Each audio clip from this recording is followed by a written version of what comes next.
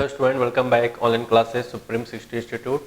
आज हम लोग कोऑर्डिनेट का सेकंड लेक्चर पढ़ने जा रहे हैं, जिसमें हम लोग division, internal division, external division, ये सब क्या होता है, मिड पॉइंट फार्मूला कैसे लगाते हैं, स्लोप कैसे निकालते हैं, इस तरह के टॉपिक्स पे हम लोग आज के लेक्चर में बात करेंगे। ठीक है, तो आइए देखते हैं क्या है। तो अब हम पढ़ने जा रहे हैं सेक्शन फार्मूला। क्या पढ़ने जा रहे हैं स्टूडेंट? सेक्शन फार्मूला क्या होता है, इसके बारे में हम लोग सारा डिटेल अभी लेंगे।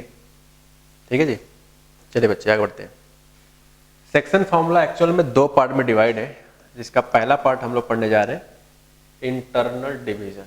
क्या होता है, लैंग्वेज बाद में पढ़ेंगे, पहले डायग्राम से मीनिंग समझ लेते हैं कि कहना क्या चाह रहा है। ठीक है, तो लिखा गया है, मैं अभी इसको पढ़ेंगे बाद में, पहले हम एक जगह आपको समझा दें कि कहना क्या चाह रहा है। ठीक है जी, फिर आपको समझ में आएगा। देखो स्टूडेंट, जैसे आपके सामने एक सपोज एक कोई लाइन है इस तरह सा, ठीक। इस लाइन पर कोई भी दो पॉइंट लिया गया, सपोज एक यहाँ पॉइंट है P नाम से, और हालांकि थ्योरी में हमने A बोला है तो A बोल देते हैं, और दूसरा पॉइंट है किसी अदर एंड पे, वो उसका नाम है B। अब मैं पूछूं कि इन दोनों पॉइंट से ज्वाइन करने वाला जो लाइन सेगमेंट बन रहा है, सेगमेंट वर्ड इसलिए कर रहा हूँ यूज क्योंकि लाइन तो पूरा है, हमने उस लाइन का कुछ हिस्सा लिया है, इसलिए उसको हम सेगमेंट बोल रहे हैं। ठीक है, तो इस पर्टिकुलर लाइन ज्वाइनिंग सेगमेंट पे मैं पूछूं कि कितने पॉइंट्स हो सकते हैं, तो आपका कहना होगा कि इनफाइनाइटली मैनी। क्यों? क्योंकि कोई पॉइंट यहाँ भी हो सकता है, यहाँ भी बहुत सारे पॉइंट होंगे जो इस पूरे लाइन्स पे क्या कर रहे होंगे, लाई कर रहे होंगे। ठीक है, ऐसे बहुत सारे पॉइंट हो सकते हैं पॉसिबल जहाँ पे ये सब लाई कर रहे होंगे। तो अब आपसे सवाल में पूछा जाएगा कि अगर दो पॉइंट पता है, इन दोनों पॉइंट्स के बीच में कहीं भी कहीं अगर आपको एक ऐसा पॉइंट चाहिए, एक ऐसा पॉइंट चाहिए जो जिसकी खासियत क्या हो, जिसकी खासियत क्या हो स्टूडेंट, जो इस पहले पॉइंट से m रेशियो पे और दूसरे पॉइंट से n, यानी कि m distance n, AC ratio CB कितना डेवलप करता हो, वो डेवलप करना हो चाहिए m रेशियो n। तब इस C के कोऑर्डिनेट क्या होंगे, यानी कि आपको पहले से स्टूडेंट कोऑर्डिनेट दो जगह पता होगा, इनके एंड कोऑर्डिनेट स्टूडेंट आपको पहले से मालूम होगा। मान लेते हैं पहला कोऑर्डिनेट x1 x2, दूसरा कोऑर्डिनेट है x1 y1, दूसरा मान लेते हैं x2 y2, और इसके बीच में एक ऐसा पॉइंट चाहिए जो किस रेशियो में डिवाइड करता हो उस पॉइंट को, m रेशियो n, ये लिखा है। तो C कोऑर्डिनेट लिखने का, आई रिपीट, C कोऑर्डिनेट लिखने का सबसे बेहतरीन तरीका मेरे पास यहाँ पे अवेलेबल है, मैं लिखने का तरीका बनाया हूँ, मैं आपको बताता हूँ। जो C कोऑर्डिनेट होगा ऑलरेडी वो किस तरह से लिखा जाता है, आइए देखते हैं। इस M के करस्पॉन्डिंग का देखा जाए तो A वाला नजदीक है कि B वाला, यानी दूर कौन है, एक M के रिस्पेक्ट में, तो M के रिस्पेक्ट में ये कोऑर्डिनेट दूर है, N के रिस्पेक्ट में ये कोऑर्डिनेट दूर है। मैं कभी भी mx1 nx2 नहीं बोलूंगा, ये जो मैं वर्ड बोलने जा रहा हूँ इससे मैं सारे क्वेश्चंस को सॉल्व करूंगा। क्या बोलने जा रहा हूँ कि m का सबसे दूर वाले कोऑर्डिनेट में x कोऑर्डिनेट के साथ मल्टीप्लाई करो, किसके साथ, x कोऑर्डिनेट के साथ, कितना हो जाएगा mx2। फिर यही कहानी n के साथ करो, तो n के रिस्पेक्ट में दूर कौन है, ये वाला, प्लस nx1, हमेशा प्लस होगा, नीचे होगा m प्लस n। ठीक है, तो ये रहा x कोऑर्डिनेट का कार्यक्रम। अब जिस तरह से मैंने x कोऑर्डिनेट लिखने के लिए किया है, same work, same meaning, same things आपको y कोऑर्डिनेट लिए बोलना है। मतलब क्या कि अब इस m का मल्टीप्लाई y वाले साथ करो, तो ये हो जाएगा my2 plus n into y1। और अब बताओ क्या रीजन है कि इसे इंटरनल डिवीजन कहते हैं। रीजन ये है स्टूडेंट कि हम वो पॉइंट बताने की कोशिश कर रहे हैं जो इन दोनों पॉइंट के बीच में कहीं ना कहीं, यानी कि इंटरनल है, यानी कि अंदर कहीं ना कहीं, इसलिए इस पॉइंट को इंटरनल डिवीजन। कई बच्चे इसको इस तरह से भी याद रख सकते हैं कि जो प्लस वाला होता है, आई रिपीट, यहाँ पे जब प्लस होता है तो वो इंटरनल डिवीजन में लगता है। मैं फिर से आपको बता दूं कि अपने को दो तरह पढ़ना है, एक इंटरनल डिवीजन और एक एक्सटर्नल डिवीजन, लेकिन इंटरनल डिवीजन से ही हम सारे सवाल लगाएंगे। ठीक है, इंटरनल डिवीजन से ही हम सारे सवाल आएंगे, एक्सटर्नल का मैं कभी यूज नहीं करूंगा क्वेश्चंस के अच्छे लेवल को करते समय, इस बात का ध्यान रहे। ठीक है जी, हालांकि मैं पढ़ा दोनों देता हूं, बट मैं हमेशा 100% इंटरनल डिवीजन का ही यूज़ करने वाला हूँ, ठीक है।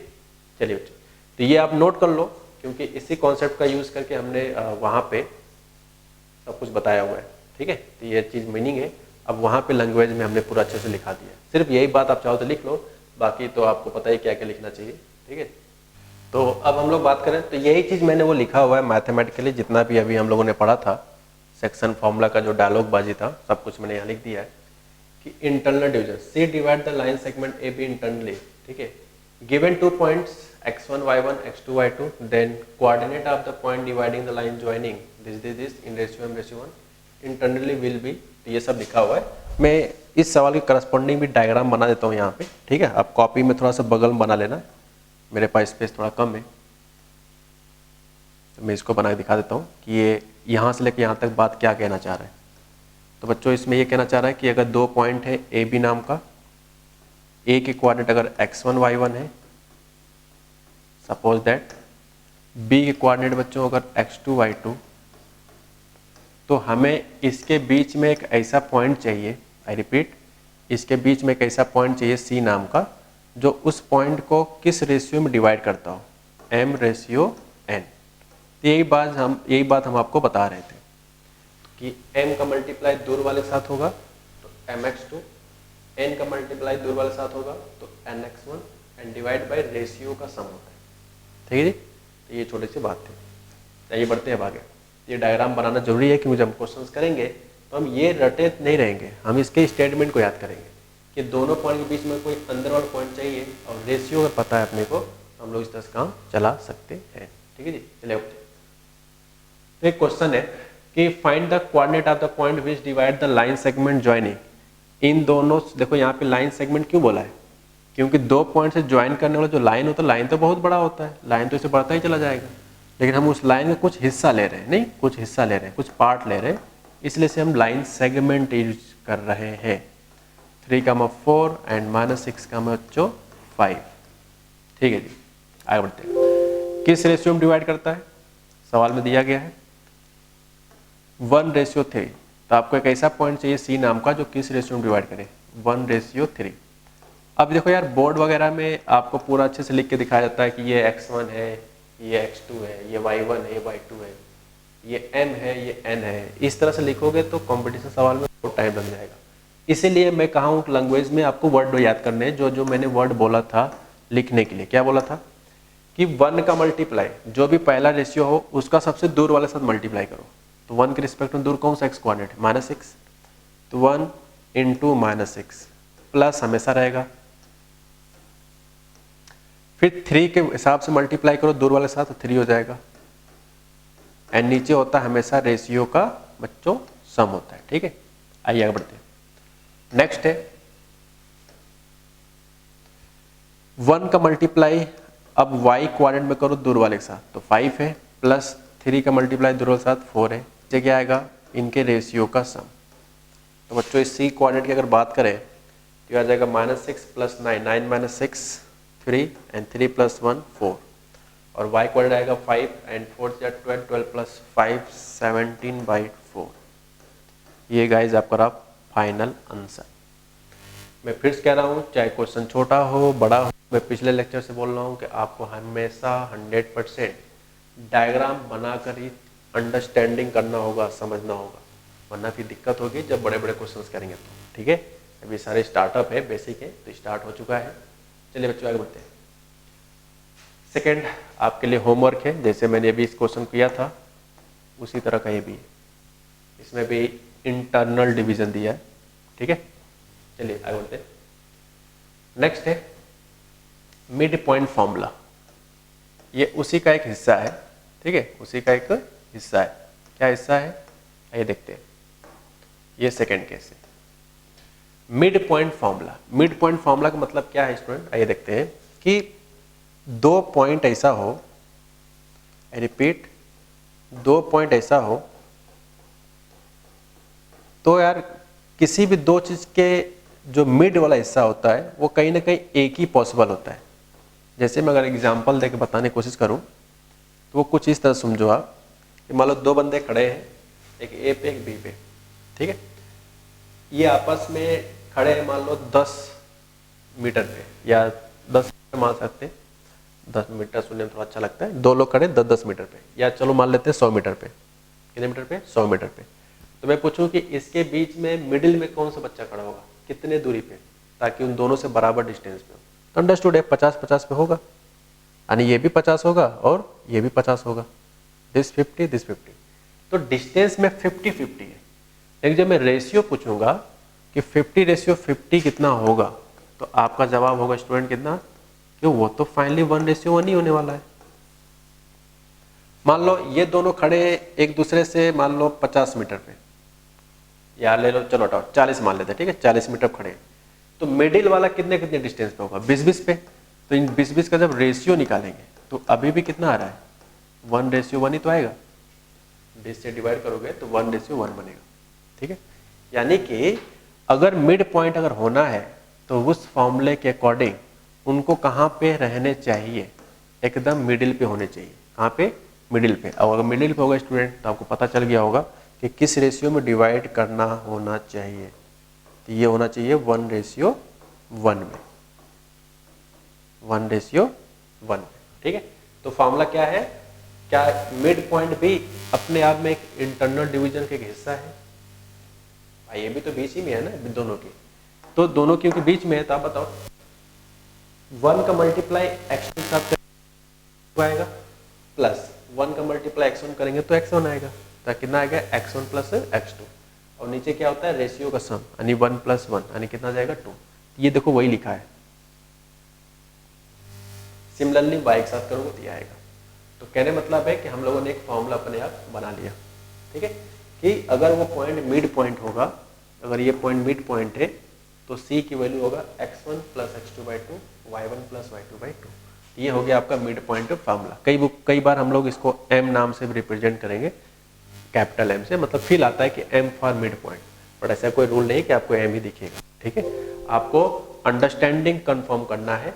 तो वही कहा गया कि given 2 points having coordinates, these 2 points and then coordinate of mid point of the joining them will be। तो उन दोनों पॉइंट को ज्वाइन करने वाला जो मिड पॉइंट होगा उसकी वैल्यू जो होगी वो इस तरह से लिखा जाएगा कोऑर्डिनेट के फॉर्म, ठीक है। ये कामा लगा हुआ है। चलिए आगे बढ़ते हैं। तो एक काफी बेहतरीन मीनिंग निकल के आ रहा है। इस क्वेश्चंस ने आपको बहुत कुछ सिखाएगा। आज के लेक्चर हम लोग जितने भी बात करने वाले कुछ ना कुछ सिखाएगा जो आपको आगे काम आएगा।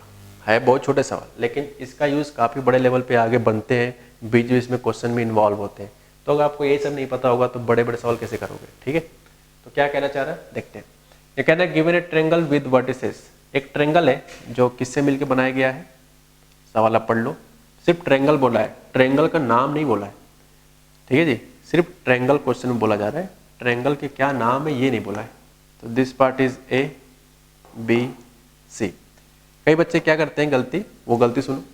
कुछ लोग ट्रायंगल इतना एडजस्ट करके बनाते हैं कि उनके कॉपी में दिखने लगता है कि इक्विलैटरल ट्रायंगल टाइप का है, फिर पता ना कौन कौन सा रूल अपने दिमाग में लगाने लगते हैं। यार हमें सिर्फ ट्रायंगल बोला है ना, नाम थोड़ी बोला है कौन सा है। तो जब ट्रायंगल बोलेगा तो जनरल में ऐसा ट्रायंगल बनाएंगे ताकि दिखे ना कि आपस में बराबर है, साइड्स के लेंथ जो है दिखने नहीं चाहिए कि आपस में बराबर है, ट्रायंगल बोला है तो, ठीक है।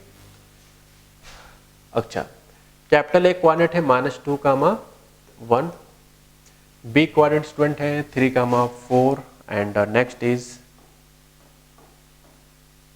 7, 2। तो सवाल क्वेश्चंस हम लोगों ने पढ़ लिया। अब बात करते हैं कि इसमें पूछा क्या जा रहा है, उसके बाद हम लोग कहानी स्टार्ट करते हैं, ठीक है। आइए देखते हैं। इनका कहना है कि एक ट्रायंगल है जो इन 3 वर्टेक्स से मिलकर बनाया गया, तो नाम दे दिया। अब आपसे पूछा गया है find the length of median, length of median. तो बात करते हैं मीडियन होता क्या है, मीडियन होता क्या है, और ये मीडियन कहाँ ड्रॉ करना है फिलहाल अपने सवाल में, वो वर्टेक्स A से ड्रॉ करना है। कहाँ से? A से। क्वेश्चन में B से भी ड्रॉ करने के बोल सकता है, क्वेश्चन में C से भी ड्रॉ करने के लिए बोल सकता है। मैंने सिर्फ एक क्वेश्चन पूछा है, A से ड्रॉ करो। मीडियन मतलब होता है स्टूडेंट कि देखो यार, हम लोग 3 तरह के नए नए नाम सीखेंगे समय आने पे। आई थिंक नेक्स्ट लेक्चर और आज के लेक्चर में मिलकर सीख लेंगे। कौन कौन सा? मीडियन किसे कहते हैं, एल्टीट्यूड किसे कहते हैं, एंगल बाई सेक्टर किसे कहते हैं। ये जो 3 नए नए नाम है, ये आप फेमिलियर हो क्लास 9-10 से। बट इसका हमारे लेवल में क्या होता है, हम लोग समय आते आते सीखेंगे, जिसमें सबसे पहले वाले का समय आ चुका है कि मीडियन किसे कहते हैं। ठीक है, तो मैं इसमें कुछ लिखवाऊंगा नहीं, बस अंडरस्टैंडिंग समझाऊंगा, आप लिख सकते हो अपने लैंग्वेज में। क्या कहना चाह रहा हूँ सुनो। मीडियन का मतलब होता है कि किसी भी वर्टेक्स से, आई रिपीट, किसी वर्टेक्स से एक ऐसा लाइन ड्रॉ करो, लाइन तो बहुत सारे बनेंगे, ये भी लाइन है, ये भी लाइन है, ये भी लाइन है, लाइन ये भी है, तो ऐसे तो काफ़ी सारे लाइन बन सकते हैं जो ए से ड्रॉ हुए हैं। लेकिन अगर मीडियन होना है तो उन सारे लाइन में से वो वाला लाइन जो सामने वाले साइड को एग्जैक्टली मिड पे कट करे। कहाँ कट करे बच्चों, सिर्फ और सिर्फ मिड पे कट करे। यानी कि जो एम होगा वो किसका मिड पॉइंट होगा, mid point of what, mid point of B C, B and C. ठीक है जी, बी एंड सी। चलो बच्चों आगे बढ़ते हैं। तो जो एम होगा वो मिड पॉइंट कहलाएगा किसका, बी और सी का। इसका मतलब ये है कि मीडियन हम हर उस चीज को कहेंगे जो सामने वाले साइड्स को किस रेशियो में डिवाइड करें, 1:1, यानी इतना 1 इतना 1। लेंथ में जैसे मान लो 10 है तो ये 5 लेंथ का होगा मीडियन कारण, तो रेशियो के मामले में तो 1:1 ही रहेगा ना। तो आप बताओ BM रेशियो CM, यानी कि M जो है वो क्या कहला गया, मिड पॉइंट किसका भाई साहब, B और C का। तो मिड पॉइंट कितना हो जाएगा, आई होप आपको पता है, 3 + 7, 4 + 2/2, क्योंकि मिड पॉइंट है तो पता ही है। तो M पॉइंट कितना हो जाएगा, 7 + 3 10/2 बोले तो 5, एंड 4 + 2 6/2 बोले तो 3। यानी जो M के कोऑर्डिनेट आया बच्चों वो आया 5,3, 5,3। आपसे पूछा क्या गया है, क्वेश्चन में पूछा क्या गया है, क्वेश्चन में स्टूडेंट पूछा गया है कि find the length of median. तो मीडियन का मतलब होता था जिस वर्टेक्स से मीडियन ड्रॉ कर रहे हो सामने वाले साइड को मिड पे कट करना चाहिए, सिर्फ मिड पे। यानी कि टोटल सामने वाला लेंथ अगर 10 सेंटीमीटर का है तो मिड पे कट करने मतलब वो ऐसा पॉइंट होगा जो उसको 5-5 में बांटेगा। लेकिन रेशियो के मामले में तो 1:1 ही रहेगा। ठीक है जी। अच्छा मान लो टोटल 100 मीटर का है तो आधा आधा कितना होगा, 50-50 का, लेकिन रेशियो अभी भी क्या होगा, 1:1। तो सिर्फ एक बात याद रखना है, मीडियन शब्द में देख सकते हो थोड़ा सा सुगंध आ रहा है किस बात का, कि मिड से रिलेटेड है कुछ। ठीक है, तो आपको ये मीडियन लाइन है, मीडियन लाइन का नाम क्या है यहाँ पे, AM। So this line, this is the median line. और इसी मीडियन लाइन का आपसे क्या पूछ रहा है स्टूडेंट, लेंथ पूछ रहा है। और लेंथ पूछने क्या मतलब, हम आपसे AB डिस्टेंस चाहते हैं, सॉरी AM डिस्टेंस चाहते हैं। तो यहाँ पे AM क्या कहलाएगा, लेंथ ऑफ मीडियन। तो इतना लिख लो, मैं इसको मिटा देता हूँ। ठीक, तो लेंथ ऑफ मीडियन कितना हो जाएगा, लेंथ, अब ये कैसे निकालेंगे हम लोग, डिस्टेंस फॉर्मूले से, खत्म। 2 पॉइंट पता है, तो -2 - 5 का होल स्क्वायर प्लस 3 - 1 का whole square, and this will be equal to -2 - 5 - 7 का स्क्वायर बच्चों 49 हो जाएगा, 49, and this is the 4। Solve करेंगे कितना जाएगा, √53। और आगे चाहो तो स्पेलिंग यूनिट्स लिख सकते हो। ठीक है, तो इसका जो फाइनल लेंथ होगा, मतलब ये जो लंबाई होगा टोटल लेंथ, ये कितने का होगा, √53 का। ठीक है जी। तो ये मीडियन शब्द का मतलब सिर्फ एक वर्ड है कि उस पॉइंट से मीडियन ड्रॉ करें, यानी कि ऐसा लाइन ड्रॉ करें सामने वाले को मिड पे कट करें। कई बच्चे कंफ्यूज होते हैं सब कुछ पढ़ने के बाद, मीडियन को कहते हैं सर 90 डिग्री पे होगा। मैं कह रहा हूँ ऐसा श्योर नहीं होंगे, 100% श्योर नहीं होंगे। ये 90 डिग्री कट करेगा ही, या करेगा या ना करेगा, कुछ भी हो सकता है। ये 90 हो भी सकता है, नहीं हो सकता है। 90 सिर्फ एक तरह के ट्रायंगल में होता है, जब वो ट्रायंगल इक्विलेटरल है, लेकिन हमें पहले थोड़ी पता है इक्विलेटरल है, क्वेश्चन में तो सिर्फ ट्रायंगल बोला है ना। तो कुछ बच्चे की गलती क्या होती है, वो आधा आधा दिख जाता है और 90 डिग्री पे, वो इसलिए दिखता है क्योंकि जब वो क्वेश्चन में रफ डायग्राम बनाते हैं ना, स्केच रफली, तो शेप ही दे देते हैं इक्विलेटरल वाला, तो उनको लगने लगता है कि 90 डिग्री होता है क्या, तो ऐसा नहीं है। ठीक है, यानी कि इसका मतलब है कि ट्रायंगल होगा, मीडियन का सिर्फ एक मकसद है कि उस सामने वाले को मिड पे कट कराना ही उसका मीडियन का मेन टारगेट होता है। ये आपस में 90 डिग्री होंगे, कैसे होंगे, कोई लेना देना नहीं है किस शब्द में, मीडियन शब्द। ठीक है, तो मीडियन सिर्फ एक ही मतलब होता है कि सामने वाले साइड को मिड पे कट करें, बस। ठीक है, चलिए पहला सॉल्व हो गया, आगे बढ़ते हैं।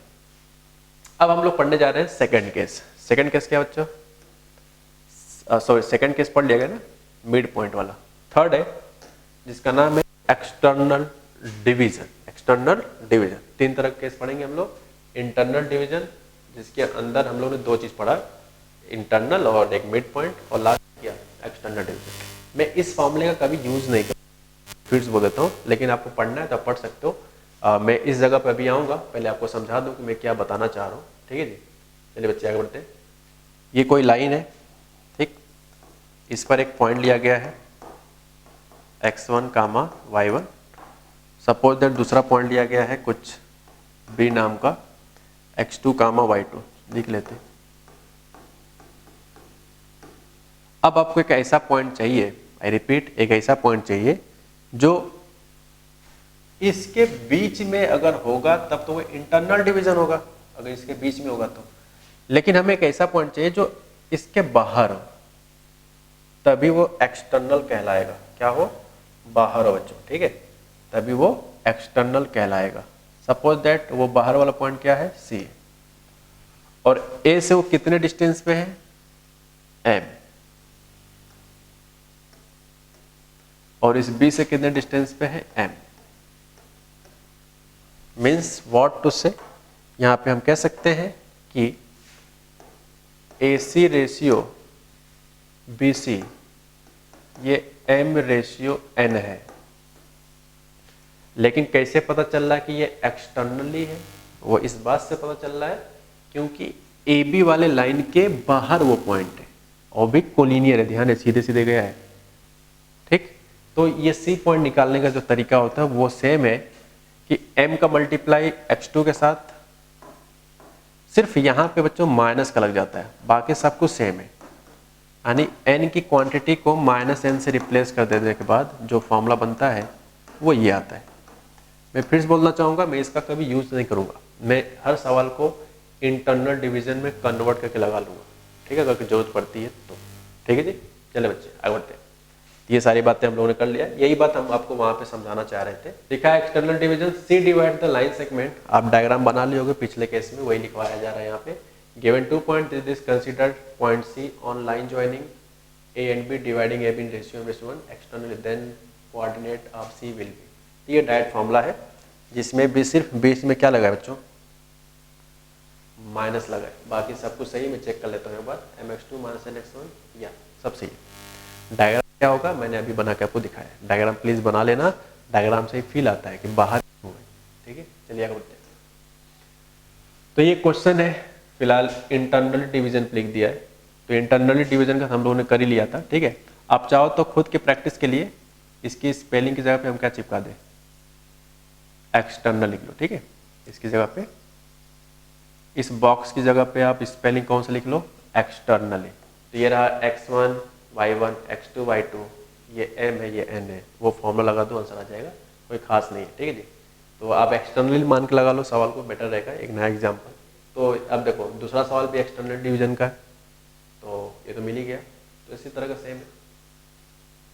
फिर एक्सटर्नल सवाल है तो एग्जाम्पल सेम होगा।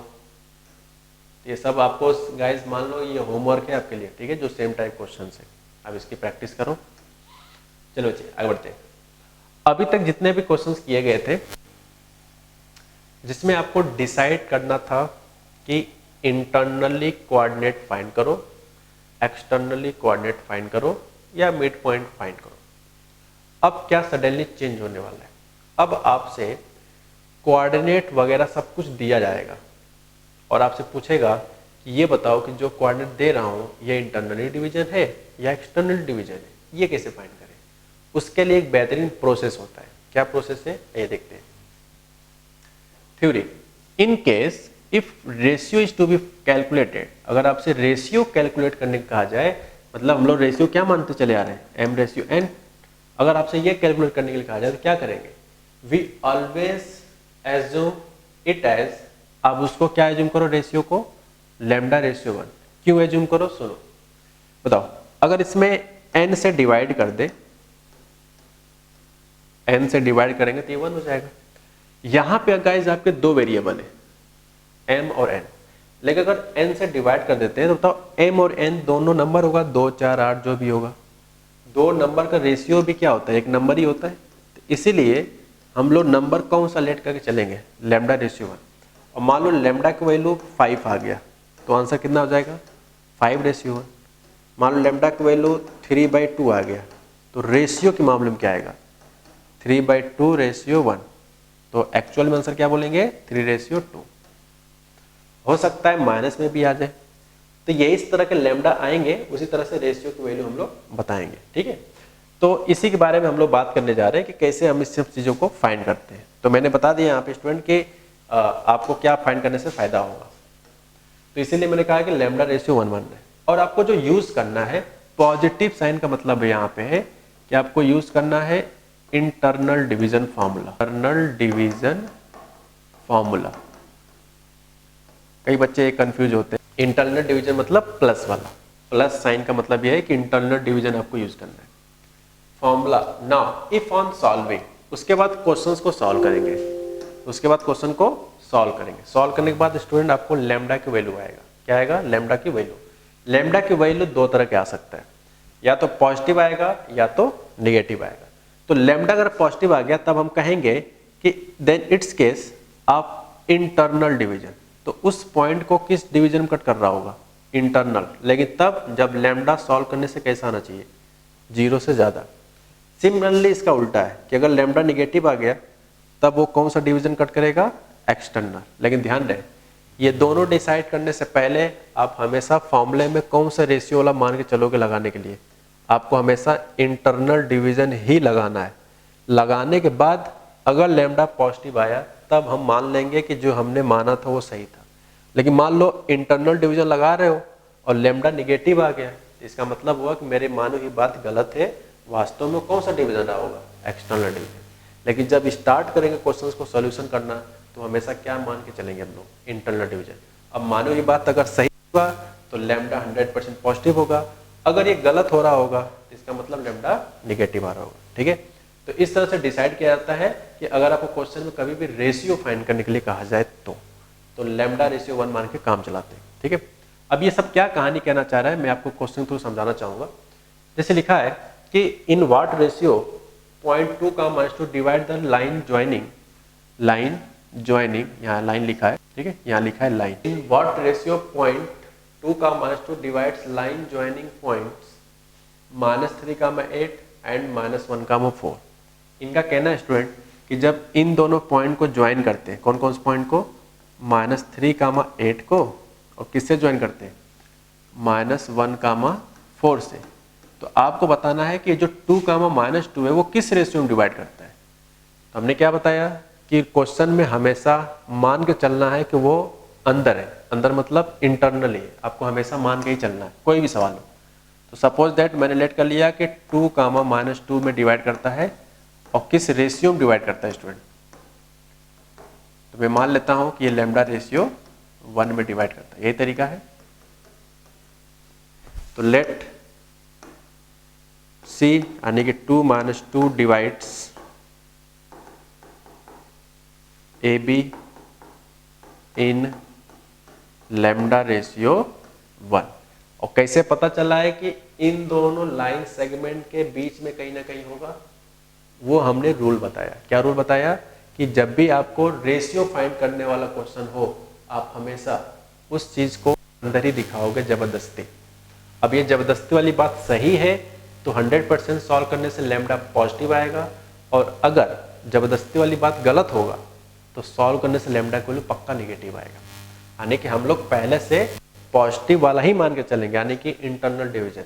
इसका कैलकुलेशन डिसाइड करेगा कि इंटरनली है कि एक्सटर्नली है, ठीक है जी। आइए अब देखते हैं। तो मैंने रेशियो गाइज यहाँ पे मान लिया कि लैम्डा रेशियो 1 है। तो अब बताओ सी कोऑर्डिनेट क्या आ जाएगा, सी कोऑर्डिनेट क्या आ जाएगा। तो आपको पता है लैम्डा का मल्टीप्लाई -1 के साथ करेंगे तो कितना आ जाएगा, माइनस लैम्डा प्लस, मैंने क्या होता है इंटरनल डिवीजन, ठीक है। मैं यहाँ लिख देता हूँ यूज, ओके। तो लैम्डा का मल्टीप्लाई माइनस में हो गया तो माइनस लैम्डा, प्लस 1 का मल्टीप्लाई -3 में तो -3, और डिवाइड में बच्चों क्या आ जाएगा, लैम्डा प्लस 1। आगे बढ़ते हैं। Similarly Y coordinate right here, 4 lambda plus 1 × 8 तो 8, सी कोऑर्डिनेट हो जाएगा -lambda -3 lambda plus 1 corresponding y coordinate 4 lambda plus 8 and this is lambda plus 1। ठीक है जी, चलिए आगे बढ़ते हैं। अब बताओ इस प्रोसेस से आपने c निकाला है। मैंने माना कि जो c पॉइंट था वो किस रेशियो में डिवाइड कर रहा है, लैम्डा रेशियो 1 में। मैंने माना लैम्डा रेशियो 1 में डिवाइड कर रहा है 2, -2 को। तो ये c के कोऑर्डिनेट आ गए। अब क्वेश्चन में अब बताओ क्या c के कोऑर्डिनेट आपको ऑलरेडी पता है पहले से? भाई साहब पहले से c पता है कितना, 2 -2। ठीक है जी, तो आपको गाइस ये 2, -2 पहले से मालूम है। इसका मतलब है कि ये जो c कोऑर्डिनेट है और ये जो c कोऑर्डिनेट है ये आपस में कैसे होंगे, इक्वल होंगे, क्योंकि दोनों ही कोऑर्डिनेट c के। और आपको ये रूल पहली बार बताने जा रहा हूं कि दो कोऑर्डिनेट अगर सेम होते हैं तो इनके x कोऑर्डिनेट x के इक्वल होना चाहिए और इनके y कोऑर्डिनेट y के इक्वल होना चाहिए। ठीक है, तो अब मैं चलता हूं इस डायग्राम को, सारी बातें मिटाता हूं, जो अपने काम का है उसी को लिखने जा रहा हूं। अब मैं अप्रॉक्स सारे पार्ट्स को मिटाने जा रहा हूं, कम से कम इतना मिटाई दो। और ध्यान रहे मैंने यहाँ पे गाइस लैम्डा रेशियो 1 माना है। ठीक है, चलिए आगे बढ़ते हैं। तो दोनों को जब इक्वल करेंगे स्टूडेंट दिया जाएगा minus lambda -3 and lambda plus 1 is equal to 2 and दूसरा क्या इक्वल होना चाहिए, y कोऑर्डिनेट। तो y कोऑर्डिनेट कितना बच्चों, 4 lambda plus 8 lambda plus 1 is equal to -2। ठीक है जी, ये पूरी कहानी है। मैं इसको बढ़ा देता हूँ क्योंकि मैंने लिख लिया है। फिर से बोलता हूँ कि दो कोऑर्डिनेट अगर इक्वल होना है तो उनके x कोऑर्डिनेट x के इक्वल होना चाहिए, y कोऑर्डिनेट y का। ये लैंग्वेज लिख लो, ये आपका पीछा नहीं छोड़ेगा जब तक कि चैप्टर खत्म ना हो जाए पूरी कोऑर्डिनेट। ओके ठीक है, अब बच्चों यहाँ से हम लोग सॉल्व करते हैं। लैम्डा का वैल्यू कितना आ जाएगा, माइनस लैम्डा -3 2 लैम्डा प्लस 1। यहाँ से 3 लैम्डा इक्वल टू कितना आ जाएगा, -4। तो लैम्डा की वैल्यू आ गया -4/3। अच्छा थोड़ा इसको सॉल्व कर लेते हैं। मुझे एक चीज़ बताना है, इसी वजह से मैं इसको सॉल्व कर रहा हूँ। 4 लैम्डा प्लस 8 -2 लैम्डा -2, तो यह आ जाएगा 6 लैम्डा -10। तो लैम्डा की वैल्यू आ जाएगा 5/3। यह आ जाएगा आपका -3 lambda, this is 4, so finally is -4/3। ठीक है, ये -4/3 आ रही है, -5/3 आ रहा है। एक बार भी चेक करो कहीं ये -4/3 तो नहीं आ रहा है। तो गाइज यहाँ पे एक्चुअल में -2 ही है ना, सही है। तो आप देख सकते हो यहाँ से जो लैम्डा की वैल्यू है ये दोनों से अलग अलग आ रहा है। दोनों से अलग अलग आने का मतलब यहाँ पे ये होता है कि ऐसा कभी भी नहीं हो सकता कि इनको ज्वाइन करे तो ये इस रेशियो में डिवाइड हो, ऐसा कभी नहीं हो सकता। तो किसी भी केस में रेशियो फाइंड करते समय लैम्डा की अगर डिफरेंट वैल्यू आता है तो इसका मतलब होगा सीधे सीधे कि वास्तव में जो 3 पॉइंट होंगे वो कोलिनियर होंगे ही नहीं 100%। आप चाहो तो निकाल के देख लो, ये पक्का ट्रायंगल बना रहा होगा, ये पक्का ट्रायंगल बना रहा होगा, इसमें मुझे कोई शक नहीं है। आप चाहो तो गाइस इसका एरिया निकाल के आप देख सकते हो। इसका जब एरिया निकालेंगे तो ये नॉन जीरो आएगा, पक्का है 100%। क्यों? क्योंकि लैम्डा का वैल्यू क्या रहा है, डिफरेंट। अगर ये दोनों सेम आते हैं तब हम कहते हैं रेशियो में डिवाइड करेगा। यानी कि इस केस में लैम्डा डिफरेंट आ रहा है, मतलब ये 100% इन दोनों पॉइंट के ज्वाइन करने वाला लाइन के बीच में नहीं है, या तो ऊपर होगा पॉइंट या तो नीचे। यानी कि पक्का क्या बना रहा होगा, एक ट्रायंगल बना रहा होगा, इसका ये मतलब है। लेकिन मान लो क्वेश्चंस में अगर मैं थोड़ा सा, मुझे लगता है कि अगला सवाल मुझे करा देना चाहिए। ठीक है, तो अगर दोनों केस में लैम्डा डिफरेंट आ रहा है, इसका मेन मकसद क्या हुआ कि hence both lambda is different, both lambda is different. ये जो b है और ये जो a आपको दिख रहा है, c इनके बीच में पक्का है कि नहीं रहेगा, इसमें कोई शक नहीं है। ठीक है, क्योंकि लैम्डा की वैल्यू क्या आ रहा है, डिफरेंट आ रहा है। लैम्डा सेम ही आना चाहिए, लैम्डा सेम आना चाहिए किसी भी सिचुएशन से, तभी हम कहेंगे उसको ज्वाइन करने वाला वो बीच में रहेगा। लेकिन अगर किसी सवाल में लैम्डा डिफरेंट आया तो हम ये 100% कह देंगे कि वो लाइन में पक्का नहीं रहेगा, वो एक ट्रायंगल बना रहा होगा। अब चाहो तो गाइज आप एरिया निकाल के देख सकते हो, इन तीनों पॉइंट से जो एरिया आएगा ना कुछ नंबर आएगा, जीरो नहीं रहेगा, 100% गारंटी, हम श्योर है। ठीक है, अब ये कैसे सोल्व कर पा रहे हैं, क्योंकि लैम्डा को यहाँ पे क्या आ रहा है, डिफरेंट आ रहा है। ठीक है, तो ये इसकी खासियत था। तो यानी कि इस केस में ऐसा कोई रेशियो फाइंड नहीं हो पाया। ठीक है, कई बच्चे क्या करते हैं कि इससे अलग बताते हैं, इससे अलग बताते हैं, नहीं ये गलत है, क्योंकि यहाँ एंड लिखा है ना, एंड का मतलब क्या होता है, दोनों में कॉमन बात होनी चाहिए। अब यहाँ पे ये कुछ और कह रहा है, वो कुछ और कह रहा है, तो इंटरसेक्शन क्या होगा, एंड का मतलब इंटरसेक्शन, 5 मतलब ऐसा कोई पॉसिबिलिटी नहीं होगा। ठीक है, चलिए बच्चे, तो ये बातें हो गई, आगे बढ़ते हैं। ये क्वेश्चन आपको पूरा क्लियर कर देगा। ठीक है, डिटरमाइन द रेशियो इन विच, ये लाइन जो है डिवाइड द लाइन ज्वाइनिंग, एक दो पॉइंट है जो जिससे ज्वाइन करने से एक लाइन बनता है। पॉइंट्स के नाम यहाँ पे कुछ इस तरह से हैं, तो भाई लाइन बन गया। आगे बढ़ते हैं। अब इनका कहना है कि इन दोनों पॉइंट्स को ज्वाइन करने से जो लाइन आपने बनाया, इन दोनों लाइन को ये तीसरा लाइन कहीं ना कहीं डिवाइड्स करता है। डिवाइड्स करने के लिए इस लाइन को पीछे भी कट कर सकता है, आगे भी कट कर सकता है। लेकिन स्टूडेंट आपसे रेशियो पूछा है, क्या पूछा है, रेशियो। और रेशियो अगर पूछता है तो हमने क्या बताया था, उस चीज को जबरदस्ती कट कराएंगे उसके बीच में, जबरदस्ती कट कराएंगे। यानी इस लाइन की इक्वेशन क्या है, y minus X plus 2 is equal to 0। ठीक, तो मान लेते हैं किस रेशियो में कट किया, लैम्डा रेशियो 1, यानी c जो है इस रेशियो को लैम्डा रेशियो 1 में डिवाइड करता है, मैंने मान लिया। तो लेट कर लिए हम लोग क्या चीज बच्चे कि AC ratio BC is equal to lambda ratio 1। ठीक है साहब, तो C कोऑर्डिनेट कितना हो जाएगा, C कोऑर्डिनेट बच्चों कितना हो जाएगा, C कोऑर्डिनेट बताओ, जल्दी बताओ जल्दी बताओ। यहाँ पे हो जाएगा लैम्डा का मल्टीप्लाई साथ करेंगे, कितना आ जाएगा, 8 लैम्डा प्लस 1 का -1 मल्टीप्लाई होगा, तो -1 हो जाएगा फाइनल, लैम्डा प्लस 1। चलिए आगे बढ़ते हैं। y कोऑर्डिनेट हो जाएगा 9 इंटू लैम्डा, यानी कि 9 लैम्डा, 1 का मल्टीप्लाई 3 के साथ होगा तो 3 होगा। हाँ आगे बढ़ते हैं। अब 1 का मल्टीप्लाई -1 कर लो तो -1 हो जाएगा, एंड लैम्डा प्लस 1। एक बार मैं चेक करना चाहूँगा, लैम्डा का मल्टीप्लाई 8 में तो 8 लैम्डा, 1 का मल्टीप्लाई 3 में तो 3, डिवाइड बाई लैम्डा प्लस 1। ठीक है, उसके बाद लैम्डा का मल्टीप्लाई 9 में तो 9 लैम्डा, 1 का मल्टीप्लाई -1, सही है। अब बच्चों आप बताओ, मैंने प्लस वाला यानी इंटरनल डिवीजन क्यों लगाया, क्योंकि रेशियो फाइंड करने के लिए हम हमेशा इंटरनल डिवीजन का ही कॉन्सेप्ट यूज करते हैं, इसलिए बार बार इस लाइन को हमने बीच में कट कराया।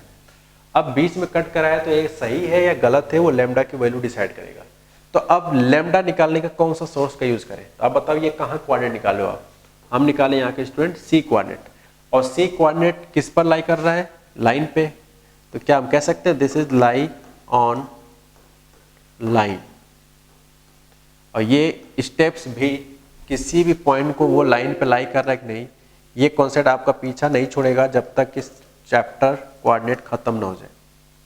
तो कोई भी पॉइंट किसी भी लाइन पे लाई करने का मतलब होता है कि हमेशा का मतलब यही है कि वो पॉइंट उस x कोऑर्डिनेट जगह पे x की जगह रखे, y कोऑर्डिनेट को y जगह रखे।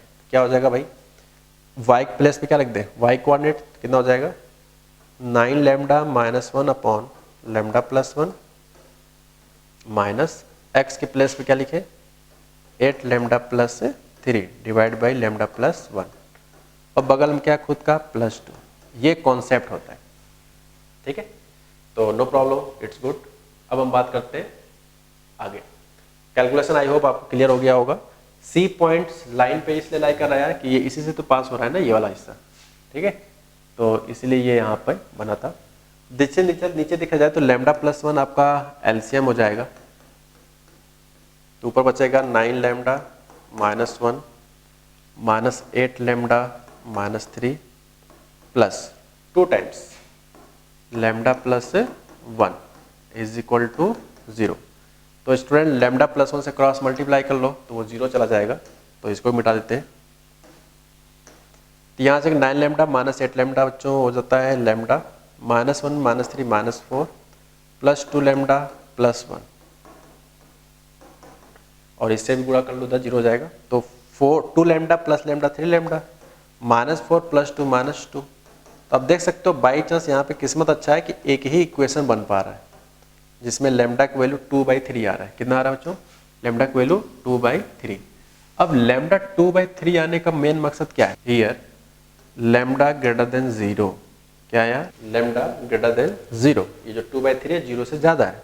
0 से ज्यादा आने का मतलब ये हुआ कि ये जो C पॉइंट है यानी कि line y minus X plus 2 equal to 0 internally in ratio lambda ratio 1 हमने माना था, दैट इज लैम्डा प्लस क्या रख देंगे 2/3 रेशियो 1, और इसको सॉल्व करेंगे बच्चों तो यह आ जाएगा 2/3। ये हो जाएगा आंसर। यानी कि अपने इस पर्टिकुलर लाइंस को किस रेशियो में डिवाइड कर रहा होगा? ये दोनों ज्वाइन करने वाला पॉइंट वो डिवाइड कर रहा होगा 2/3 में। अब कैसे पता किया कि इंटरनली लैम्डा का वैल्यू पॉजिटिव आया? सपोज दैट लैम्डा का अगर निगेटिव आता, मान लो यहाँ पे -2/3 आता, तो लैम्डा निगेटिव होगा तो यहाँ पे बस क्या लिखेंगे? एक्सटर्नली। रेशियो अभी भी 2/3 रहेगा, तो निगेटिव साइन सिर्फ बताता है कि इंटरनली कि एक्सटर्नली है, बट रेशियो जो आंसर होता है वो वही लिखेंगे पॉजिटिव साइन के साथ। ठीक है जी, ओके। तो ये कुछ छोटी सी बात था, चलिए आगे बढ़ते हैं। अब हम बात करने जा रहे हैं एक ऐसे कॉन्सेप्ट का जो आप शायद नाम सुने होंगे क्लास 10 से ही, बट इसका यूज हम लोग जब तक चैप्टर खत्म नहीं होगा हर टॉपिक में बीच बीच में आता रहेगा। ठीक है, जनरली ये दो ही जगह आता है लाइन की इक्वेशन केस में, टेंजेंट की लाइन की इक्वेशन या फिर नॉर्मल लाइन की इक्वेशन, बाकी कहीं नहीं आता। तो ये क्या होता है आइए बात करते हैं, थ्योरी हम लोग यहाँ से स्टार्ट करते हैं। एक लाइन के केस में क्या क्या कॉन्सेप्ट होता है, तो यहाँ पे लिखा है स्लोप ऑफ ए लाइन।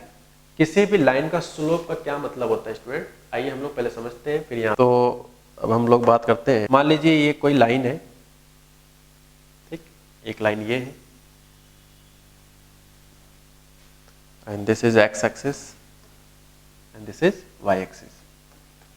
तो किसी भी केस में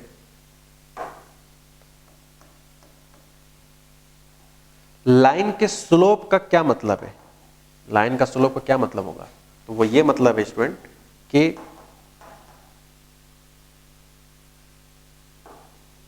सपोज दैट ये लाइन है, आई होप आपको दिख रहा होगा अच्छे से, हाँ दिख रहा है। किसी भी लाइन का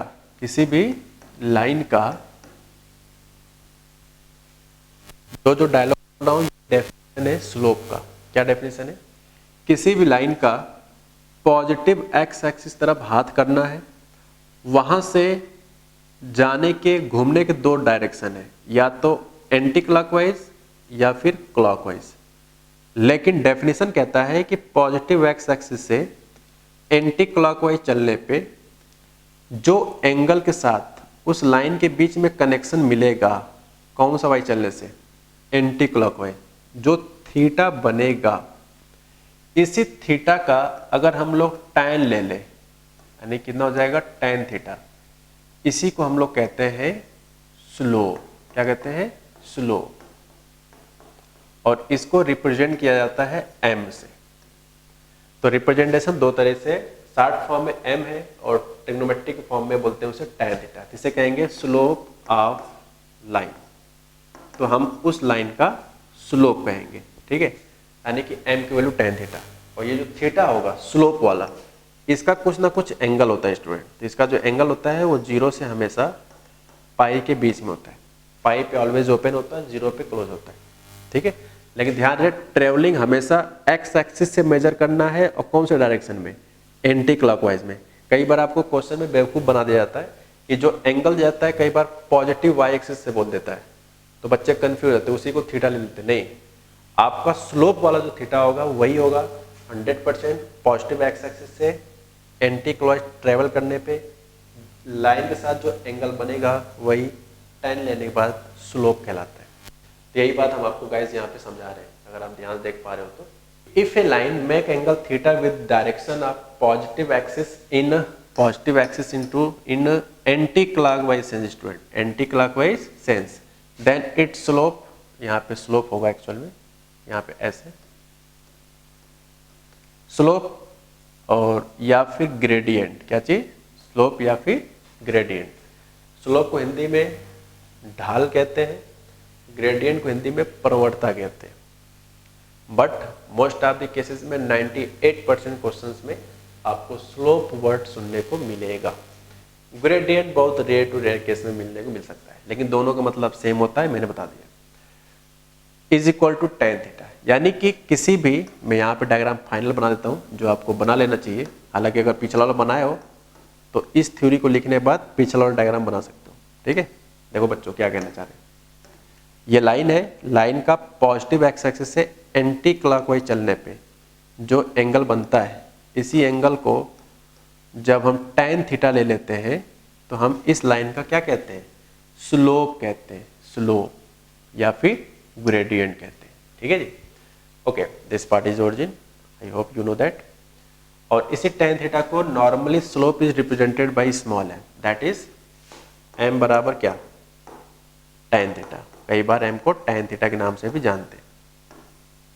और थीटा का रेंज क्या होता है, जो अभी हम समझा रहे थे उसी को समरी करके हम यहाँ लिखवा रहे हैं, ठीक है। ये हो गया। लेकिन ध्यान रहे, ट्रेवलिंग हमेशा एंटी क्लॉकवाइज ही जाना है, लेकिन आपको जो फिंगर हो किस साइड होना चाहिए, पॉजिटिव एक्सिस तरफ। अगर लाइन, अभी मैं कुछ वेरिएशन कराऊंगा अभी तो क्लियर होगा, ठीक है। चलिए आगे बढ़ते हैं। तब तक एक क्वेश्चन है, find slope of A line. आपको स्लोप बताना है किसी लाइन का जो 60 एंगल बनता है किसके साथ, positive X axis in anti clockwise sense. तो ये सिंपल सवाल है, ये तो ये रहा एक्स एक्सिस, ये रहा Y axis, positive X axis. तो 60 डिग्री का ऐसे भी हो सकता है, इधर भी बना सकते हैं। 60 डिग्री शक्ल से दिखना चाहिए भाई। अगर कोई बंदा ऐसे बना दे तो ये 60 थोड़ी है, ये तो 90 से भी बड़ा हो गया ना। ये 60 डिग्री लिखा है इसलिए थोड़ा सोच समझ के बना रहा हूँ ताकि देखने में कम लगे 90 से। इधर भी हो सकता है 60 डिग्री, इधर भी हो सकता है, इतना सवाल पढ़कर सिर्फ, ठीक है। तो रूल क्या कहता है कि एंटी क्लॉकवाइज में एंगल बनता है, इस लाइन का एंटी क्लॉकवाइज में एंगल बनता है। तो इसी का जब tan लेते हैं तो वही बच्चों आपका क्या कहलाता है, tan लेने के बाद वही कहलाता है स्लोप। tan 60 की वैल्यू सबको पता है, √3 होता है। This will be the final answer of this question, ठीक है। चलिए आगे बढ़ते हैं। अब यहाँ पे थ्योरी नंबर फर्स्ट है, डायग्राम कैसे बनाया जाता है किसी भी केसेस का। तो थीटा का जो इंटरवल है 0 से पाई है, जबकि 0 पे क्लोज है, पाई पे ओपन है। तो रूल कहता है for line parallel to X axis, अगर ऐसा लाइन जो एक्स एक्सिस के कैसा हो, पैरेलल हो, तब उस केस में जो थीटा होगा वो 0 डिग्री का होता है। कितने का, 0 डिग्री का।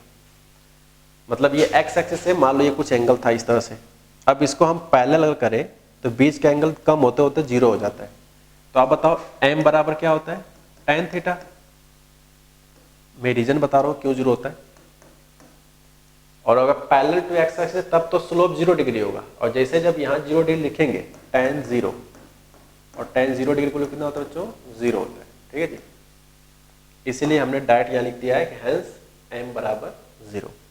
लेकिन ये तब होगा जब ये लाइन जो लाइन दिया गया है ये किसके पैरेलल है, पैरेलल टू एक्स एक्सिस। दूसरा थ्योरम है कि अगर line parallel to Y axis हो गया, line parallel to Y axis, ये रहा आपका वाई एक्सिस, इसके पैरेलल एक लाइन है, तो ये जो लाइन है किसके पैरेलल है, this line is parallel to Y axis, line parallel to Y axis.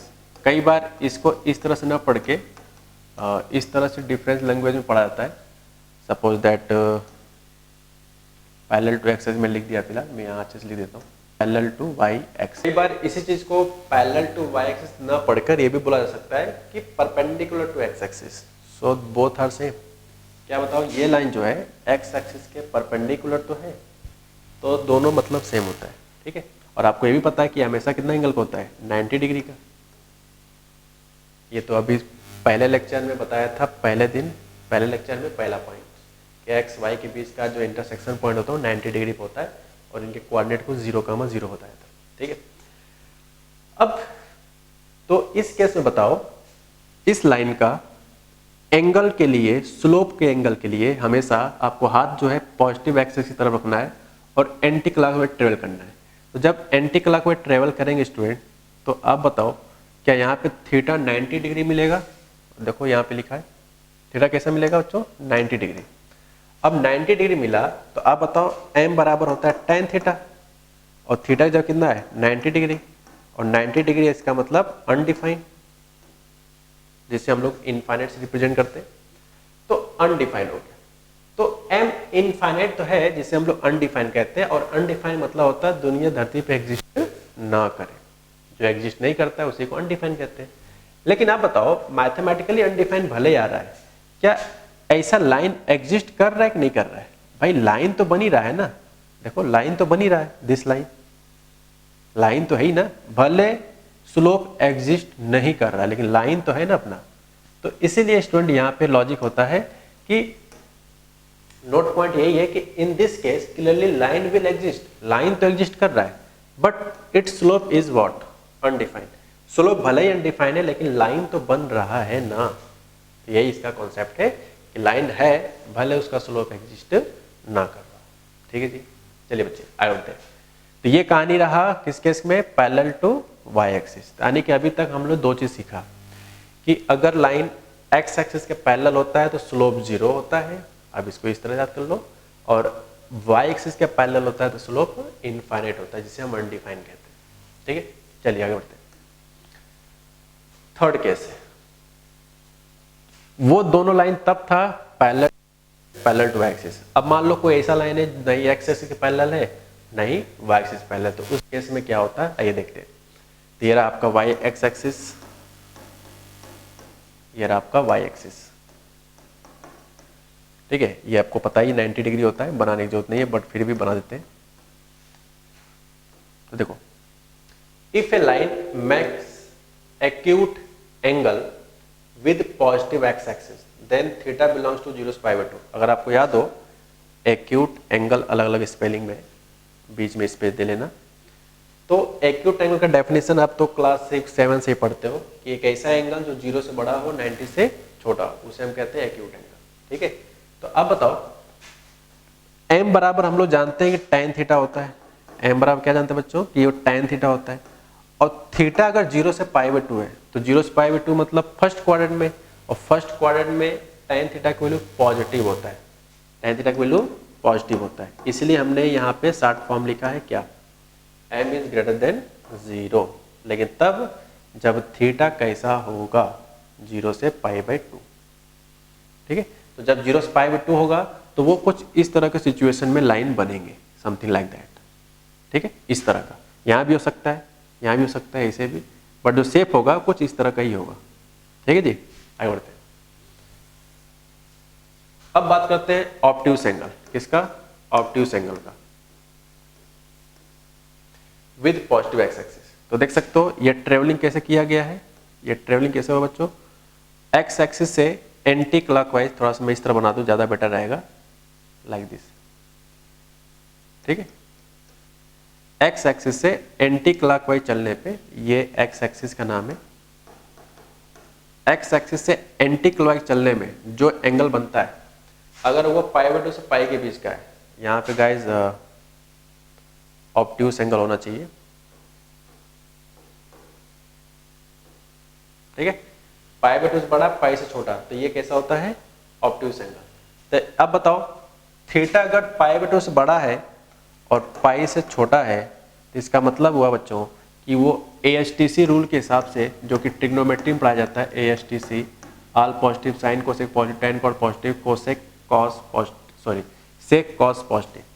तो थीटा अगर सेकेंड क्वाड्रेंट में, सेकेंड मतलब दिस, तो इसमें सिर्फ साइन पॉजिटिव होता है और कोसेक पॉजिटिव होता है, tan थीटा तब क्या होगा, फिर निगेटिव होगा।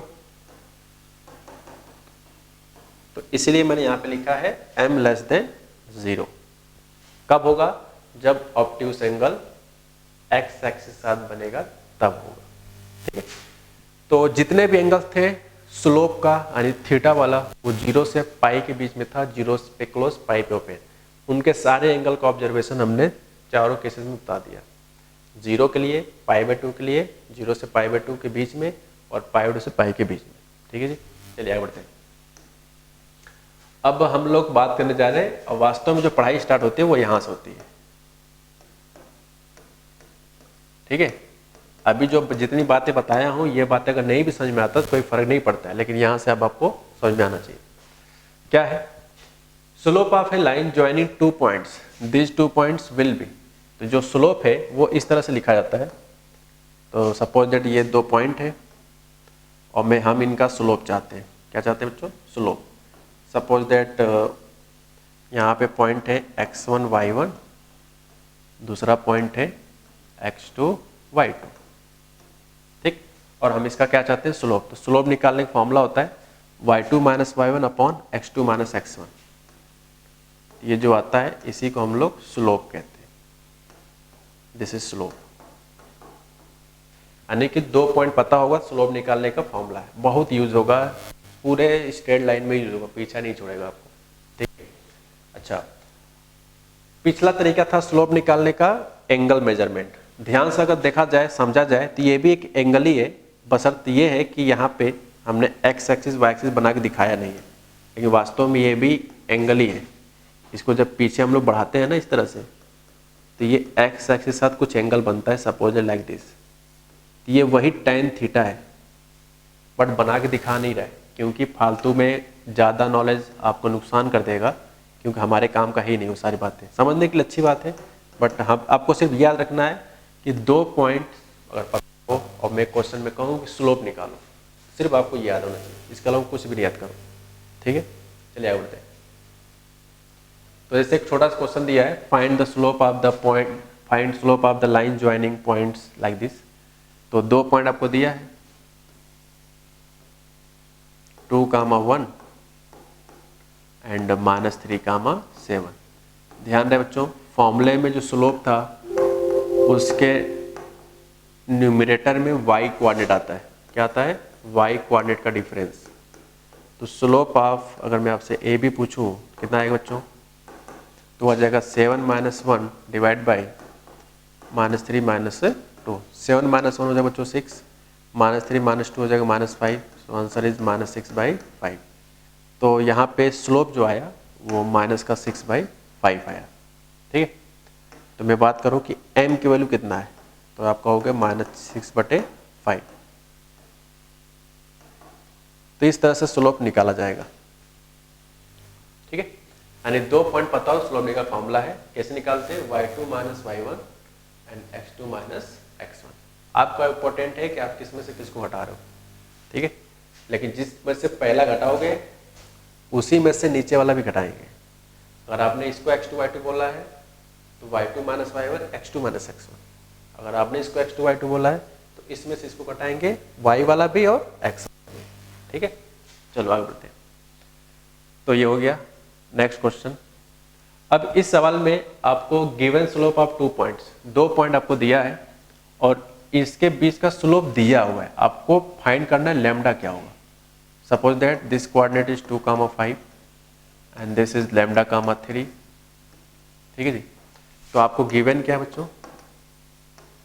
ये जो 2 पॉइंट है A, B, ये दोनों पॉइंट का जो स्लोप है गिवन है, slope of AB is equal to 2। Slope of AB is equal to 2। कितना हो जाएगा? y2 minus y1, so guys 5 - 3 and divide by 2 minus lambda and whole is equal to 2। ठीक है जी, 5 - 3 2 माइनस लैम्डा, ये आपके ऊपर डिपेंड करता है। आप चाहो तो 3 - 5 लिखो और लैम्डा - 2 लिखो, both will be same after calculation. ठीक है, 5 - 3 स्टूडेंट हो जाएगा 2, 2 minus lambda, 2 times 2, 2 minus lambda, 2 से 2 बच्चों खत्म हो जाएगा, 1 equal to 2 minus lambda. So finally guys lambda equal to 1। ठीक है, यानी इस सवाल का स्लोप अगर 2 दिया है तो फाइंड लैम्डा पूछा गया था, तो इसका जो आंसर आएगा वो आ जाएगा लैम्डा बराबर 1। ठीक है, तो ये लग गया। आगे बढ़ते हैं। नेक्स्ट है, ये बड़ा इंपॉर्टेंट ये भी है, इसके भी 2 पार्ट्स हैं। मान लो कोई भी 2 स्लोप है, जैसे हम लोग एक लाइन का स्लोप होता है उसे m कहते हैं, सपोज दैट इन फ्यूचर अगर 2 लाइन मिल गया, 3 लाइन मिल गया, 4 लाइन मिल गया तो क्या करेंगे?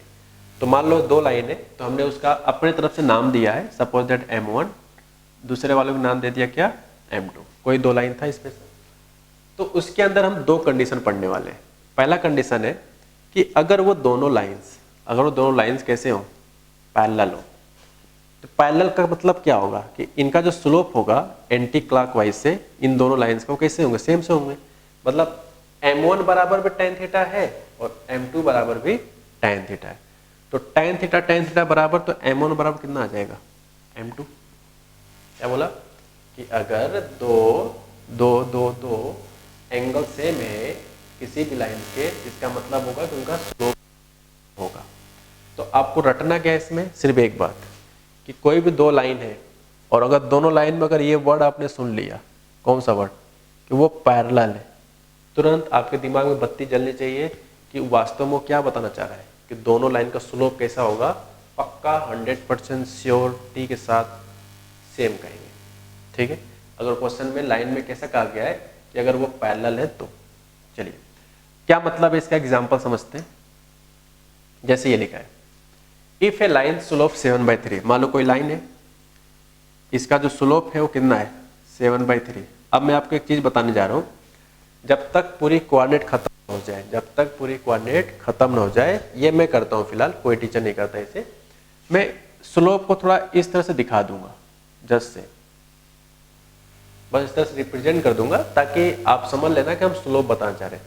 बार बार स्लोप लिखूंगा तो टाइम लॉस होता है इसलिए, या फिर आप m लिख के शो कर सकते हो, बट मैं हमेशा नंबर लिख के सर्कल से क्लोज कर दूंगा तो समझ लेना कि मैं स्लोप बताना चाहता हूँ। ठीक है, तो आपके पास एक लाइन है जिसका स्लोप कितना है? 7/3। अब मुझे एक ऐसा लाइन चाहिए जो पैरेलल हो इसी लाइन के, जस्ट सपोज लाइक दिस। तो अगर इसका पैरेलल चाहिए और अगर ये स्लोप आपको पता है तो पैरेलल के लिए क्या करना चाहिए? इनके स्लोप आपस में सेम होने चाहिए। यही मैं कहना चाह रहा हूं कि अगर एक लाइन का स्लोप पता है और उसका पैरेलल अगर मुझे एक लाइन चाहिए तो दोनों केस में लाइन का जो स्लोप होगा स्टूडेंट वो हमेशा सेम होना चाहिए। ठीक है, तो यही इनका कहना है, देन इट्स हैज स्लोप 7/3। तो अगर एक लाइन का स्लोप 7/3 है और उसका पैरेलल अगर आपको कोई भी एक स्लोप चाहिए तो वही होगा जो पहले वाले का था। तो चलिए स्टूडेंट अभी स्टार्ट करते हैं हम लोग कि अगर वो दोनों लाइन अगर परपेंडिकुलर हुए, कौन से दोनों लाइन? जिसमें हम लोगों ने सीखा था अभी कि 2 line having slope M1 M2, अगर 2 लाइन का स्लोप M1 M2 है, पैरेलल अगर होंगे तब तो स्लोप बराबर होते हैं, लेकिन अगर वो दोनों आपस में कैसे हो गए? परपेंडिकुलर, तो क्या सिचुएशन होगा? ठीक है, तो ये रूल कहता है, ये सेकेंड केस है, देख सकते हो आप, देन इन स्लोप का जो मल्टीप्लाई करें और मल्टीप्लाई करने से रिजल्ट कैसा आना चाहिए? -1। तो अगर -1 आता है दोनों स्लोप का प्रोडक्ट तो हम कहेंगे कि वो लाइन पक्का 100% श्योर कि 90 डिग्री ही होगा। ठीक है, तो जैसे क्या है, मान लो लाइन 1 है जिसके स्लोप को हमने नाम दे दिया M1। ठीक, मान लो लाइन नंबर 2 है जिसके स्लोप के नाम है M2 और इनके बीच में कितने एंगल के साथ 90 डिग्री बना है? 90 डिग्री के साथ। ठीक है, तो इनके बीच में अगर 90 डिग्री है तो इनके स्लोप का जो मल्टीप्लिकेशन होगा, आई रिपीट, इनके स्लोप का जो मल्टीप्लिकेशन होगा वो हमेशा प्रोडक्ट का -1 के इक्वल होगा, ऑलवेज होगा, कोई शक नहीं। अगर कितना एंगल होगा तो 90। यानी हम लोगों ने 2 केस के लिए पढ़ा, पैरेलल के लिए अनेगुण दोनों लाइन आपस में एंगल सेम होंगे, ठीक, और दूसरा क्या? 90 डिग्री के लिए। अब सोच रहे हो कि सर अगर दोनों लाइन के बीच में 45 डिग्री हो गया, 60 डिग्री हो गया, 35 अंश हो गया, 40 अंश हो गया, तो ऐसे क्या कैसे पता चलेगा? तो उसके लिए हम लोग कुछ समय बाद एक फॉर्मूला पढ़ेंगे। ठीक है, सिर्फ स्पेशल केस के लिए पढ़ रहे हैं, परपेंडिकुलर एंड पैरेलल। तो पैरेलल के लिए वर्ड याद करो क्या होगा? पैरेलल के लिए स्लोप सेम होना चाहिए, बराबर, और परपेंडिकुलर के लिए दोनों स्लोप का मल्टीप्लाई करें और रिजल्ट कैसा आना चाहिए? -1। ठीक है, चलो आगे बढ़ते हैं। एक क्वेश्चन में लिखा है, given one line form joining points 1, -2 एक लाइन है जो किससे मिलकर बनाया गया, 1, -2 से, और किससे बच्चों, 3, 7 से। तो इनको जब ज्वाइन करेंगे तो एक लाइन बनेगा। लाइन तो किसी भी तरह का होता है, this is line passing through this 2 points. अब इनका कहना है कि एक लाइन और बनाया जाता है, अनदर लाइन फॉर्म, किससे, ये 2 पॉइंट के। पॉइंट का नाम क्या है बच्चों, मैं नाम लिख देता हूं कुछ अपनी तरफ से, लैम्डा कामा -3, और दूसरा पॉइंट क्या है, 2, 1। ठीक, तो ये जो 2 स्पेशल पॉइंट है, इनसे भी एक लाइन बनाया गया। ठीक है, इनसे भी लाइन बनाया गया।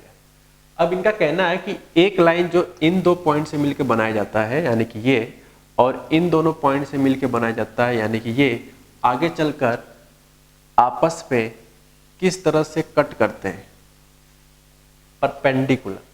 यानी कि इनको अगर आगे बढ़ाएं थोड़ा सा, तो ये इस लाइन को जहां कट करेगा, वो रूल कहता है कि भाई साहब ये 90 डिग्री पे कट कर रहे हैं। कितने डिग्री पे, 90 डिग्री पे। तो इसका मतलब होगा कि इस पर्टिकुलर ए बी पॉइंट का स्लोप और ये सी डी पॉइंट का स्लोप, ए बी पॉइंट का स्लोप और सी डी पॉइंट स्लोप का मल्टीप्लाई करेंगे, पक्का -1 आएगा ही आएगा। तभी आपको क्या बताना है कि लैम्डा की वैल्यू क्या होगा। तो चलिए स्टूडेंट, सॉल्व करते हैं अब हम लोग यहाँ पे सॉल्यूशन। ठीक है, तो let slope of A B is m1। ठीक, मैंने मान लिया कि m1 स्लोप जो है ए बी वाले का। तो बताओ बच्चों, m1 इज इक्वल टू क्या होगा, फॉर्मूला क्या होता है, y1 माइनस y2 या y2 माइनस y1, एक ही बात है।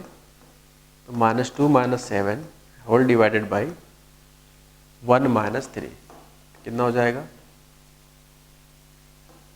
तो this is -9 and this is -2 and this will be equal to 9/2। ठीक है जी, चलिए आगे बढ़ते हैं। नेक्स्ट है, let slope of C D line, this C and this point is D। तो सी डी लाइन का स्लोप जो होगा m2 मान लेते हैं। तो बच्चों आप बताओ m2 की वैल्यू क्या होगा, same formula, y1 minus y2 upon x1 minus x2। तो -3 - 1 डिवाइड बाई लैम्डा -2।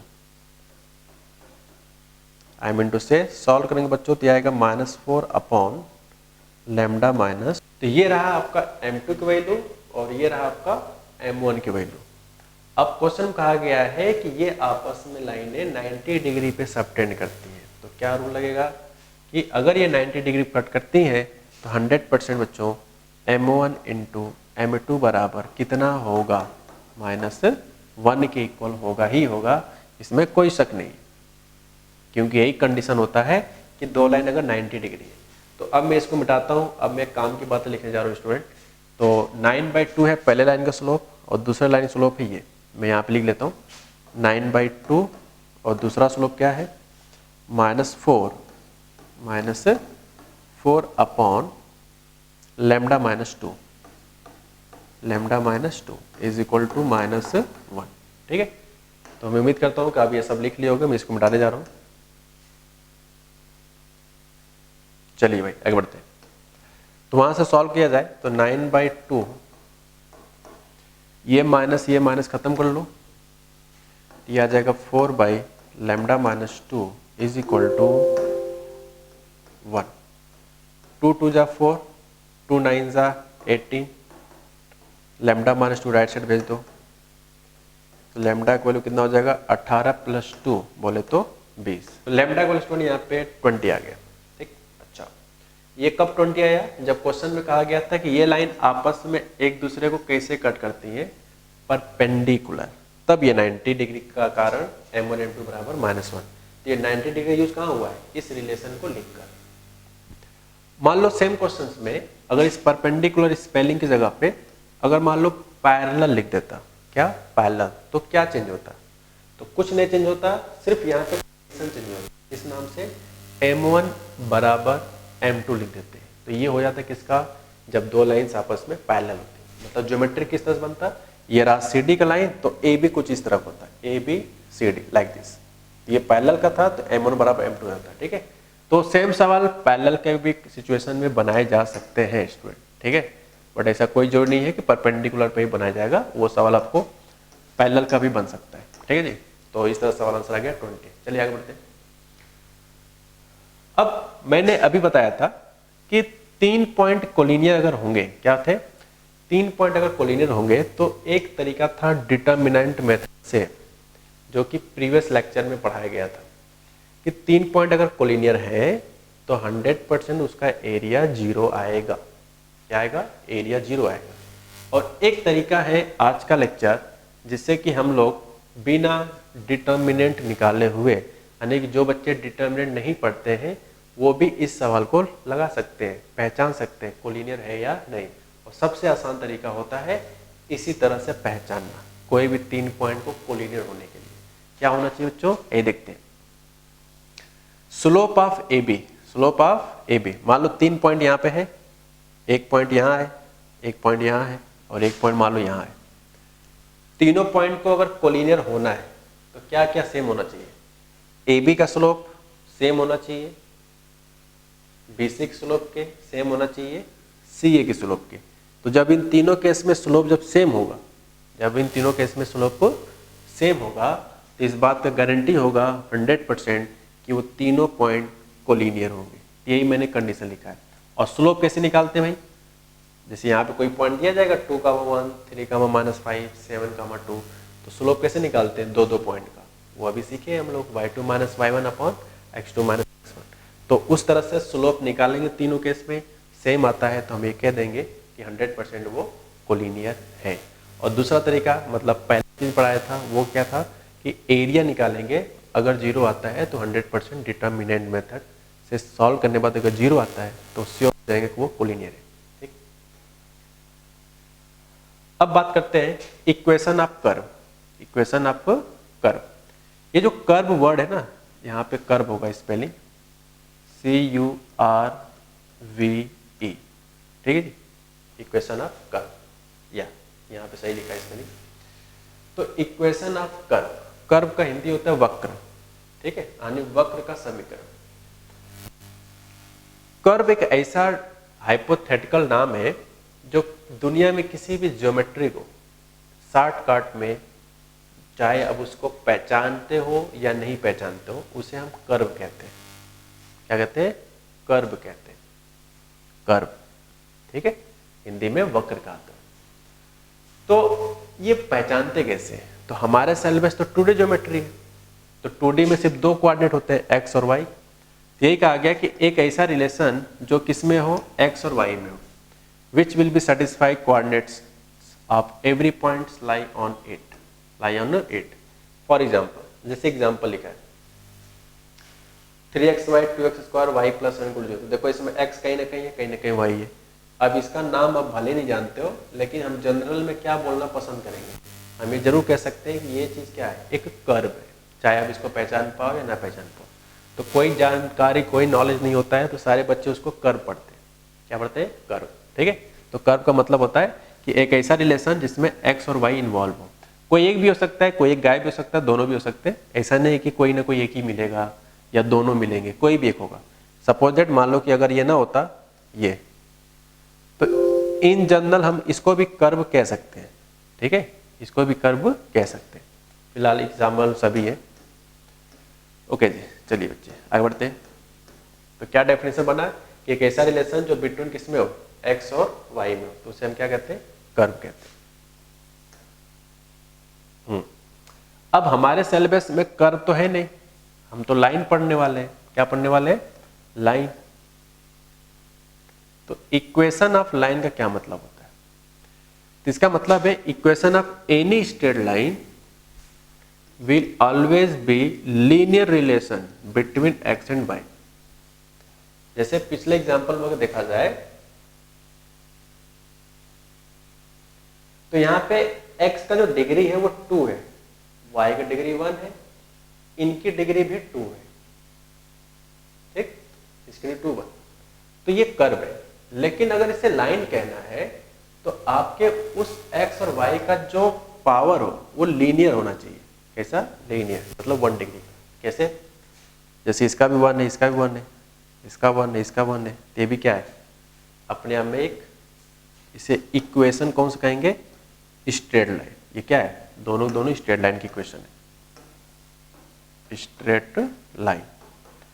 अब मेरा यहाँ पे शायद आप ये सोच रहे होगे कि क्या जरूरी है कि स्ट्रेट लाइन के लिए x और y दोनों की डिग्री 1 होना जरूरी है, मतलब पावर 1? तो मेरा कहना हाँ बिल्कुल 1 ही होना चाहिए पावर उस x और y का। बट कुछ एग्जाम्पल ऐसे हो सकते हैं, इसी के आगे बढ़ा लो, मे बी कोई एक ही वेरिएबल हो, दूसरा गायब हो, जस्ट लाइक दिस। तो इसमें वेरिएबल पावर कितना है? 1 है, तो ये भी क्या है? एक लाइन है। या हो सकता है फोर्थ एग्जाम्पल, आप कॉपी में आगे लिख लेना, जिसमें लिखा 2y + 9 = 0, तो y का भी पावर दो क्या है? 1 है, तो ये भी क्या है? लीनियर है, यानी कि ये भी क्या कहलाएगा? स्ट्रेट लाइन की इक्वेशन। तो स्ट्रेट लाइन की इक्वेशन के लिए दोनों वेरिएबल हो सकते हैं, कोई एक भी हो सकता है, बट इंपॉर्टेंट क्या है? पावर कैसा हो सारे वेरिएबल का? वो लीनियर हो, तो उसे कहेंगे स्ट्रेट लाइन। ठीक है, आगे बढ़ते हैं। अब ये क्या लिखा है? इक्वेशन ऑफ एक्स एक्सिस यहाँ पे, और ये लिखा है इक्वेशन ऑफ वाई एक्सिस। क्या मतलब है समझते हैं। जैसे ये कोऑर्डिनेट एक्सिस है, ये बड़ा काम आता है यार बीच बीच में कैलकुलेशन करते समय। This is the coordinate axis, suppose that. ठीक है जी, चलिए आगे बढ़ते हैं। तो अगर आपसे पूछा जाए कि इक्वेशन बताओ किसका? वाई एक्सिस का, तो वाई एक्सिस अगर ये है और मैं अगर गाइस इसका इक्वेशन पूछता हूँ, तो इसका जो इक्वेशन होगा वो x = 0 होगा। कैसे होगा? ये हमने आपको पहले लेक्चर में बताया था। कैसे? जब हमने लोकेशन ऑफ कोऑर्डिनेट सिखा रहे थे कि first coordinate, second coordinate, third coordinate, हमने वहाँ बताया था कि वाई एक्सिस पे कोई भी कोऑर्डिनेट अगर लेट करने की जरूरत पड़े तो उसका x कोऑर्डिनेट हमेशा 0 होगा। y कोऑर्डिनेट कुछ भी हो सकता है, लेकिन x 100% 0 होगा। ठीक है, तो इसीलिए यहाँ पे क्या लिखा है? x = 0, equation of y axis, this is the y axis. और सिमिलरली आप इसको इस तरह याद कर सकते हो कि जिस घर में रहेंगे, इसमें दो ही घर है, x का घर, y का घर, तो जिस घर में रहेंगे उस घर में दूसरे का अधिकार नहीं रहेगा। जिस घर में रहेंगे उसमें दूसरे का अधिकार नहीं रहेगा। नॉर्मली नहीं आता है, रियल लाइफ में भी। तो इसीलिए x = क्या है? 0 है। क्या है? x = 0। ठीक है, चलिए बच्चे आगे बढ़ते हैं। इसी तरह से अगर हम x एक्सिस के घर में, किस एक्सिस घर में? यहाँ पे क्या है? x axis. तो अगर इसके घर में रहेंगे तो किसका अधिकार नहीं रहेगा? y का अधिकार नहीं रहेगा। y का अधिकार नहीं रहने का मतलब क्या बच्चा?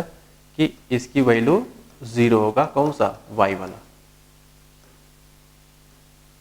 ठीक है, y = 0 है। तो ये छोटी सी बात है जो कि आगे काम ही आएगा कैलकुलेशन में। चलिए आगे बढ़ते हैं। अगर आपको लाइन का ग्राफ बनाना आता है तब आपको जरूरत नहीं है इस स्टेप्स को देखने का, आप वीडियो को आगे बढ़ा सकते हो। ये उन बच्चों के लिए जिनको लाइन का ही ग्राफ बनाना नहीं आता है, सवाल कैसे लगाएंगे। ठीक है, तो मैं उनके लिए 1-2 एग्जाम्पल बीच बीच में ले लेता हूँ छोटे छोटे, ताकि उनका भी कल्याण हो जाए। चलो बच्चों, अगर आप लाइन का ग्राफ बनाने का तरीका जानते हो तो प्लीज आप अपने तरह से पहले बना लो, अपने तरह से पहले बना लो, ताकि लगना चाहिए कि हम जो बता रहे हैं मेरा तरीका क्या है, तो वही आपको फिर चीजों को। ठीक है, मैं एक चीज बताना चाहूंगा। जैसे आप बताओ बच्चों कि एक पॉइंट से कितने लाइन बनते हैं?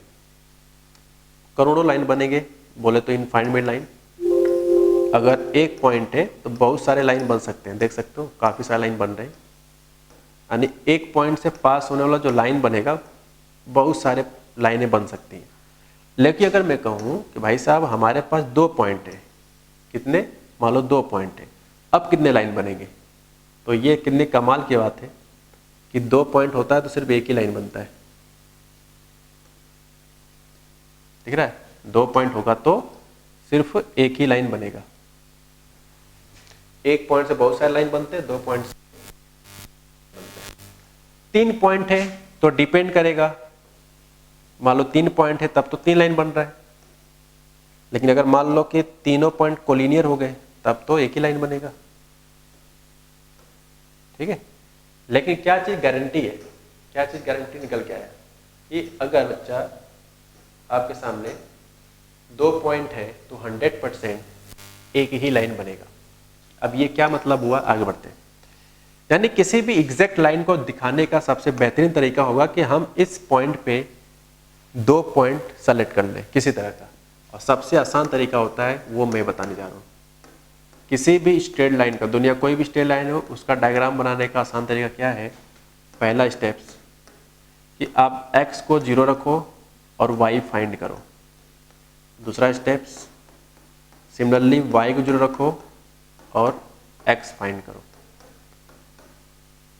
ये दोनों स्टेप्स हैं। इसके बाद लाइन का एक लाइन बनाओगे। देखो x को 0 रखेंगे, ये 0 हो गया, तो y को कितना आ जाएगा, 2y बराबर 4, तो y की वैल्यू 2 आ जाएगा।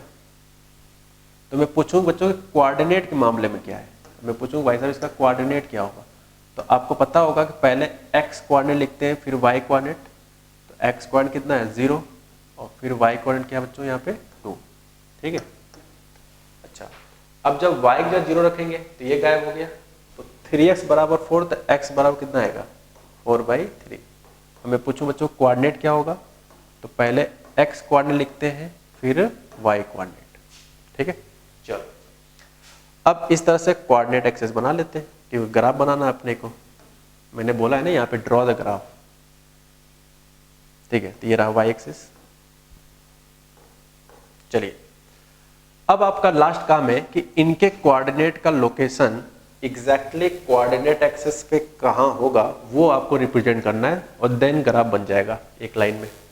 बताओ भाई 0,2 किसी पॉइंट को कैसे रिप्रेजेंट किया जाता है कोऑर्डिनेट एक्सिस पे, हमने फर्स्ट लेक्चर में पढ़ाया था, इसीलिए पढ़ाया था ताकि समय आने पे काम आए। तो मैंने कहा था जब x कोऑर्डिनेट 0 होता है तो वो 100% y एक्सिस पे लाई करता है। अब y के 2 डायरेक्शन होते हैं, एबव बिलो। एबव वाले को पॉजिटिव बोलते हैं, बिलो वाले को नेगेटिव बोलते हैं। तो बचाओ तो y को 2 है, तो 2 कैसा नंबर है पॉजिटिव, तो वो यहाँ होगा। ये है 4/3, तो देखो इसका y 0 है, तो y 0 होता है किसी भी पॉइंट में तो वो x एक्सिस पे लाई करता है। अब किधर होगा, तो x की वैल्यू पॉजिटिव है 4/3, तो वो कहीं ना कहीं इधर हो। 2 पॉइंट मिल गया। अब जैसे ही 2 पॉइंट मिला तुरंत आपको इन्हीं को ज्वाइन कर देना सीधे सीधे, यही हमारा लाइन बन जाता है। तो लाइन बनाने का बेहतरीन तरीका हमने आपको बता दी। क्या तरीका निकला कि यहाँ कोऑर्डिनेट हो जाएंगे बच्चों 4/3, 0। यहाँ कोऑर्डिनेट क्या हो जाएंगे 0, ये लाइन बन गया। तो इस तरह से आपको आज के बाद किसी भी लाइन का ग्राफ बनाने के लिए कहा जाए तो आप हमेशा इस पैटर्न को फॉलो करना जो मैंने 2 मेथड बताया है कि एक बार x को रखना 0, y निकालना, y 0 रख के x निकालना। तो इन सारे सिचुएशन के साथ काम बन जाएगा। ठीक है, चलिए आगे। तो ये भी इसी तरह से है, मैं चाहूँगा कि आप इसका ग्राफ बना लो। फिलहाल मैं इसका दिमाग में ग्राफ बना लेता हूँ और एज ए होमवर्क के तौर पर आप बना के देखो क्या हमारे ग्राफ से आपका आंसर मिलता है कि नहीं मिलता है। मैं इसको सोच के बना लेता हूँ फिलहाल। तो x को 0 करेंगे तो 5/3 आएगा y की वैल्यू, यानी यहाँ पे कहीं ना कहीं। y को 0 करेंगे तो x को लगेगा -5/2, यानी यहाँ पे कहीं ना कहीं। बस इन दोनों को ज्वाइन कर दो तो लाइन आ जाएगा। ठीक है, यहाँ कोऑर्डिनेट होंगे -5/2, 0, और जब यहाँ पे x 0 करेंगे तो y की वैल्यू आएगा 5/3। आप चाहो तो सॉल्व करके देख लो, यही आएगा आंसर। ठीक है, तो मैंने डायरेक्ट बना दिया है, अब कॉपी में अपने बना के देखो, यही इसी तरह का शेप बनेगा लाइक दैट। ठीक है, आगे बढ़ते हैं। अब ये दोनों लाइन हमने बनाया, कौन सी दोनों लाइन, जिसमें पिछला एग्जांपल जो दोनों थे, ये वाला, ये और ये जो दोनों एग्जांपल बनाया है, ध्यान से देखो, इसमें x भी था इन्वॉल्व, y भी था, दोनों के दोनों थे। तब x = 0 रख के काम चल गया, y = 0 रख के काम चल गया। लेकिन मान लो कि कोई अगर मिसिंग रहा, मान लो y नहीं है तो x है, मान लो x है तो y नहीं है। तो इस तरह ग्राफ को कैसे बनाते हैं, अब हम चलते हैं नेक्स्ट स्टेप्स पे। चलिए भाई आगे बढ़ते हैं। पहला स्टेप है, पहला एक टाइप है कि the line draw x = constant. अगर आपको ग्राफ बनाना पड़ा x बराबर कांस्टेंट का, जैसे x बराबर 5 का, x बराबर का, x बराबर -2 का, x बराबर 1/2 का, लाइक दैट। ये सब क्या है, x बराबर कांस्टेंट, मतलब इसमें y कहीं नहीं। तब इस तरह जितने भी ग्राफ बनते हैं वो हमेशा किसके पैरेलल होते हैं। Then line always parallel to y axis, always parallel to, यहाँ पे मिसिंग है, पैरेलल टू वाई एक्सिस हमेशा होगा। The line draw X equal to constant then line always parallel to Y axis. तो आप देख सकते हो ये है वाई एक्सिस और ये है एक्स एक्सिस, और मैंने एग्जाम्पल दिया है एक्स इक्वल टू 3 का, और 3 क्या है एक कांस्टेंट। तो इसीलिए इस लाइन की इक्वेशन जो भी हमने यहाँ पे ड्रॉ किया x बराबर 3 वो किसके पैरेलल किया है, y एक्सिस के। ठीक है, और ये हमेशा पता ही है आपको कि 90 डिग्री होता है अगर पैरेलल है तो, क्योंकि ये भी 90 होता है इसलिए। ठीक है, तो ये लाइन हुआ x इक्वल टू 3 का। सपोज दैट अगर x की वैल्यू मान लो 3 ना होके मान लो माइनस का 2/5 अगर आपको ड्रॉ करने के लिए कहा जाए, x इक्वल टू माइनस का 2/5 का, मैं कहूँ कि इसको ड्रॉ करो, तो क्या तरीका होगा, आप ऐसे बनाना coordinate axis, this is x this is y। तो एक चीज तो श्योर हो गया कि ये x बराबर कांस्टेंट वाला है, तो कांस्टेंट होता है तो लाइन हमेशा किसके पैरेलल होता है, y एक्सिस के। तो y एक्सिस के पैरेलल तो दो डायरेक्शन है, अब बात करते हैं लेफ्ट साइड आएगा कि राइट साइड आएगा। तो उसके लिए आप देख सकते हो x की वैल्यू निगेटिव है, और अगर x निगेटिव है तो इसका मतलब है कि x निगेटिव की साइड होता है y के लेफ्ट साइड, यानी कि यहाँ पे। ठीक, तो ये जो लाइन बना है वो किसका बना है, इस पर्टिकुलर फंक्शन का। ठीक है, अब चले चलते हैं नेक्स्ट केस पे। अब यहाँ पे मैंने एक एग्जांपल यहाँ पे लिखना है y बराबर कांस्टेंट। द लाइन y बराबर कांस्टेंट होता है then line always parallel to x, यहाँ पे x होगा।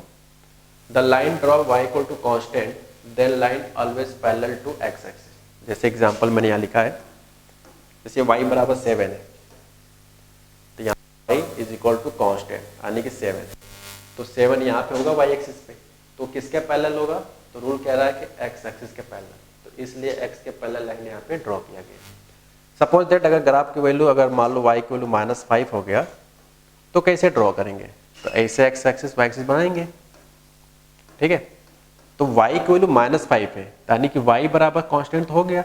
अब अगर y बराबर कांस्टेंट तो किसके पैरेलल ड्रॉ होगा, वो ड्रॉ होगा किसके, x एक्सिस के पैरेलल। किस साइड होगा, क्योंकि y की वैल्यू नेगेटिव है इसलिए नीचे से ड्रॉ होगा। ठीक है, so this line is equal to y equal to -5। ठीक है, तो इस तरह से ग्राफ बनता है। चलिए बच्चे आगे बढ़ते हैं। अब एक लास्ट कॉन्सेप्ट है जिसके साथ साथ हम लोग आज का लेक्चर फिनिश करेंगे, जिसका नाम है इक्वेशन ऑफ लाइन। एक ऐसे लाइन की इक्वेशन जो कुछ डिफरेंट टाइप्स का है। जैसे मान लो ये लाइन है, इसमें कुछ नए नए नाम बोलने वाला हूँ, ये बड़े काम का है।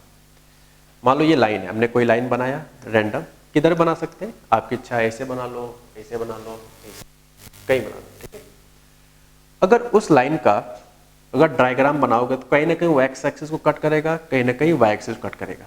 अगर दोनों को कट करता है, क्या बोला, अगर दोनों को कट करता है तो ओरिजिन से एक्स एक्सिस को जहां कट करेगा उसको जब ज्वाइन करेंगे तो कोई ना कोई डिस्टेंस बनेगा। इस डिस्टेंस को कहा जाता है x axis intercept of line, x axis intercept of line. और ओरिजिन से उस पॉइंट का जहां पे वो वाई एक्सिस को कट करता है उसके बीच के डिस्टेंस को कहा जाता है वाई एक्सिस इंटरसेप्ट। और इस पूरे लाइन की इक्वेशन में इंटरसेप्ट को साइन के साथ लिखा जाता है। मतलब फॉर एग्जांपल अगर ये मैं 3 लिख दूं और ये 2 लिख दूं, सपोज दैट ये 3 है और ये ट्रू है।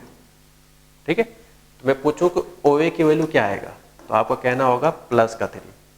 मैं पूछूं OB की वैल्यू क्या होगा, तो आप कहोगे कि +2। प्लस क्या बताना चाह रहा है कि ये डायरेक्शन किस साइड है, पॉजिटिव एक्सिस पे, और +2 मतलब पॉजिटिव एक्सिस में। समटाइम्स इस तरह से भी सिचुएशन हो सकते हैं, किस तरह के,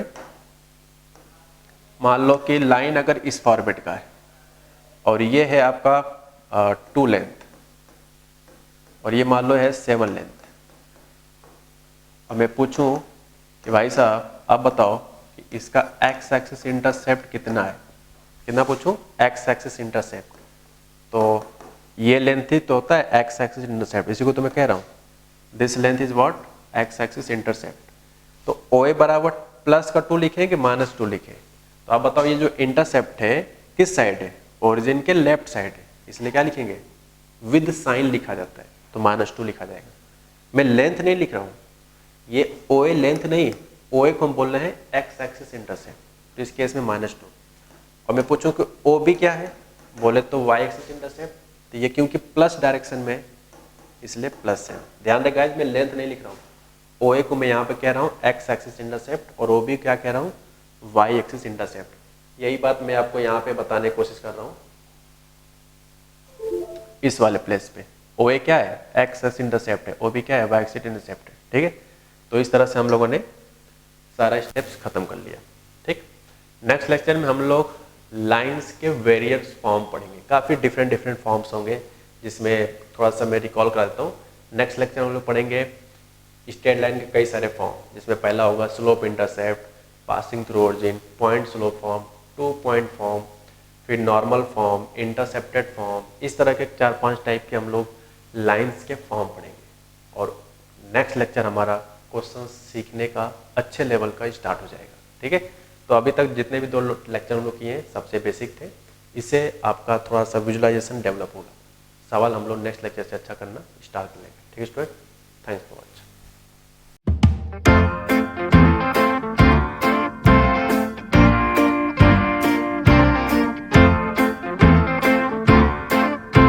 अच्छा सुनो, चैनल को सब्सक्राइब करो, उसके बाद घंटी बजा देना ताकि अगली वीडियो आपसे मिस ना हो पाए। Thank you.